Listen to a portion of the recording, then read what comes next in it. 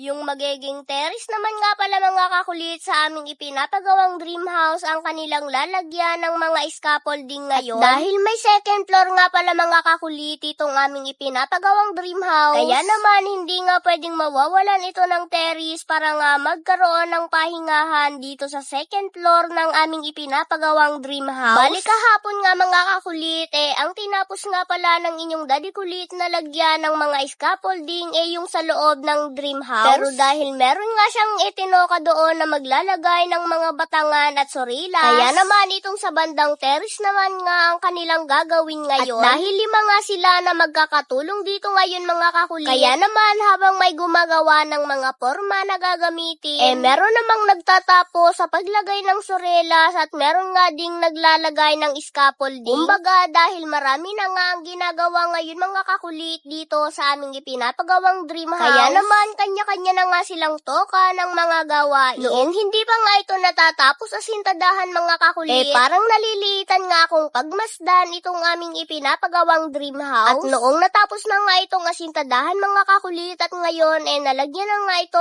ng mga bakal para sa biga, parang napakalaki na nga nitong tingnan noong mabuo na nga ito. Kung noong una pa nga lamang mga kakulit, nagdagdag na nga ang inyong daddy kulit ng skill na makakatulong, siguro hindi nga ito aabuti ng ganito katagal bago nga ito mabuo. Dahil sa pagkakaalam ko nga mga kakulit, mahigit na nga itong 1 buwan simula nga noong nagpaumpisa kami. Pero dahil solong skill nga lamang mga kakulit na gumagawa dito ang inyong daddy kulit, kaya naman umabot nga ito ngayon ng mahigit 1 buwan na ganito pa nga lamang ang kanyang nagagawa. At nang dumating na nga sa punto mga kakulit na hindi na nga niya kaya ang lahat ng gawain dito, kaya naman napagdesisyonan nga niya na magdagdag na ng 2 skill at 2 labor para kahit papaano mapabilis na nga rin itong aming ipinapagawang dream house. At dahil hindi nga natapos kahapon mga kakulit ang paglalagay ng mga sorilas, kaya naman ngayong araw patuloy pa nga rin itong nilalagyan. At itong aming ipinapagawang dream house mga kakulit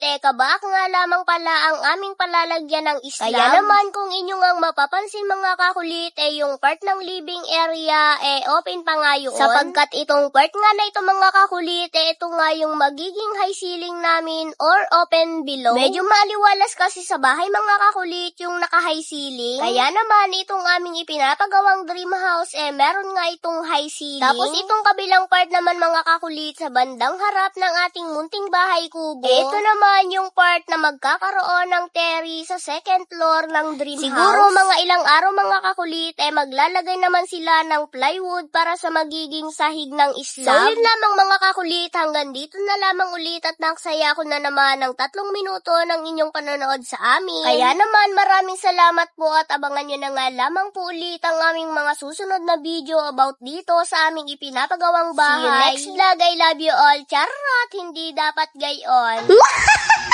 Charot!